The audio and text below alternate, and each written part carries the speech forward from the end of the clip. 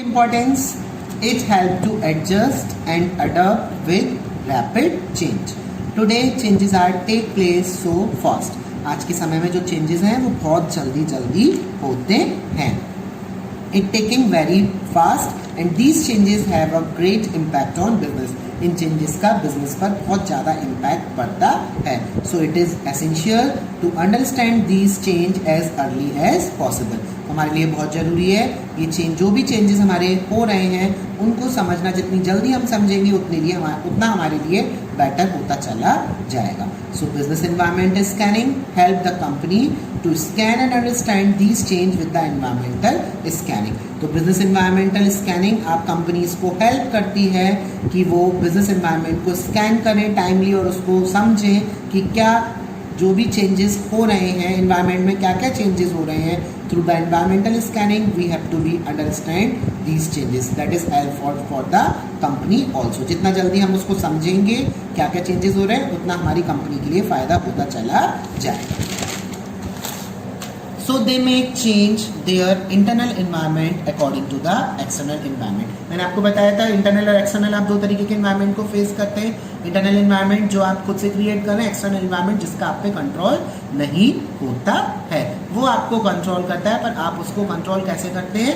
जब उनमें कोई भी चेंज टेक प्लेस हो रहे हैं आपने तुरंत अपने इंटरनल एनवायरनमेंट को किसके थ्रू, एक्सटर्नल एनवायरनमेंट के साथ में मैच किया.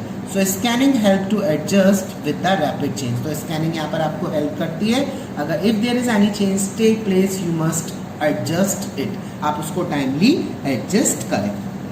For example, due to increasing competition customer are becoming more demanding and it has become essential for the business enterprise to adopt rapidly change by technological environment.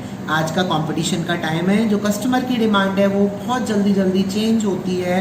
तो business enterprise को उन changes को, technological advancement जो भी हो रहा है, जो भी चेंज टेक प्लेस कर रहे हैं उनको समझना, उनकी हेल्प लेना उनके लिए बहुत ही ज़रूरी होता है. इन्वायरमेंटल स्कैनिंग उनको उनमें सबसे ज़्यादा हेल्प प्रोवाइड कराती है. Your next fifth point is assisting in planning and policy making. ये आपको असिस्ट करते हैं प्लानिंग करते टाइम और पॉलिसी मेकिंग करते time.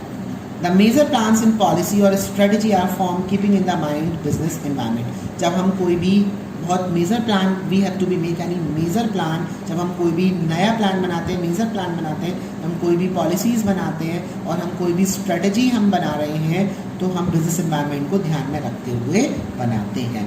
Because the policy and strategy implemented in presence of environmental factor. क्योंकि अगर हमें कोई भी पॉलिसी और स्ट्रेटजी में इम्प्लीमेंट करना है तो बिजनेस एनवायरनमेंट में क्या फैक्टर प्रेजेंट है उसके अकॉर्डिंग हमें उसे सुधार करना पड़ता है, उसमें हमें इम्प्लीमेंटेशन करने पड़ते हैं.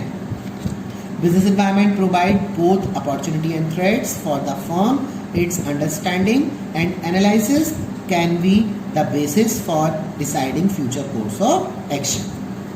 बिजनेस एनवायरनमेंट आपको अपॉर्चुनिटी एंड थ्रेट्स दोनों प्रोवाइड कराता है. क्या मार्केट में अपॉर्चुनिटी है, क्या क्या किन किन चीज़ों से आपको बहुत डर है, ये समझना, उसको एनालिसिस करना जिससे आप अपने फ्यूचर को डिसाइड करते हो. और training guideline for decision making.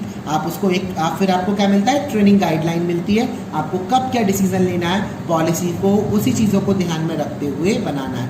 We have to be make any policy by understanding the present factor in the business environment. Whenever we make any kind of policy, we first have to be scan the business environment. After scanning of business environment, we make different policy and implemented the policy time to time. जैसे आप इसमें एक example ले सकते हो.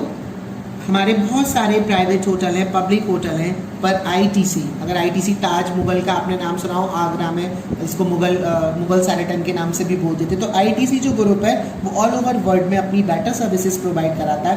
उसने tourist के लिए ऐसी स्ट्रेटजी बनाई है, एक सेपरेट ट्रैवल सेगमेंट प्रोवाइड कराता है और किसी भी टूरिस्ट को आने से लेकर उसके जाने तक का पूरा इंतज़ाम, खाने पीने रहने, उसके कंफर्ट का पूरा ध्यान रखते हैं जिससे उसको कोई भी उसको कोई भी नुकसान ना हो और कंपनी को कोई भी हर तरीके का बेनिफिट उठाए. तो तो वो मोस्ट पॉपुलर आपका क्या है, एक टूरिस्ट इंडस्ट्री में सबसे ज़्यादा बेनिफिट आईटीसी ग्रुप ले रहा है।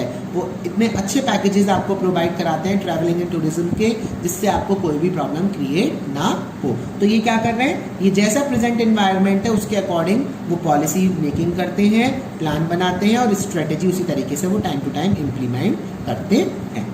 जैसे महाभारत में स्ट्रेटेजी कौन बनाते थे, विदुर बनाते थे, क्विक स्ट्रेटेजी बनाते थे वो। और फिर शकुनी थे, शकुनी गंदी वाली स्ट्रेटेजी फॉलो करते थे, पर विदुर अच्छी स्ट्रेटेजी के साथ रूल्स एंड रेगुलेशंस को फॉलो करवाते थे। तो लाइकवाइज हमें एनवायरमेंटल स्कैनिंग करेंगे तो हम अपनी फ्यूचर के लिए प्लान एंड पॉलिसी को बेटर कर सकें। Next point is it help to improving performance. ये आपको हेल्प करता है आपकी परफॉर्मेंस को इम्प्रूव करने में। जब आप when we have to be do correct analysis and continuous monitoring of business environment help an organisation to improve their performance easily.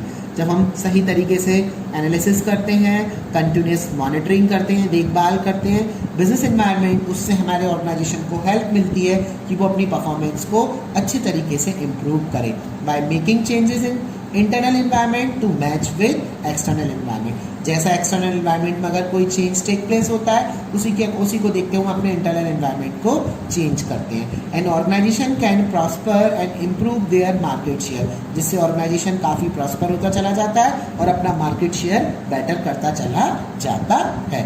That's all.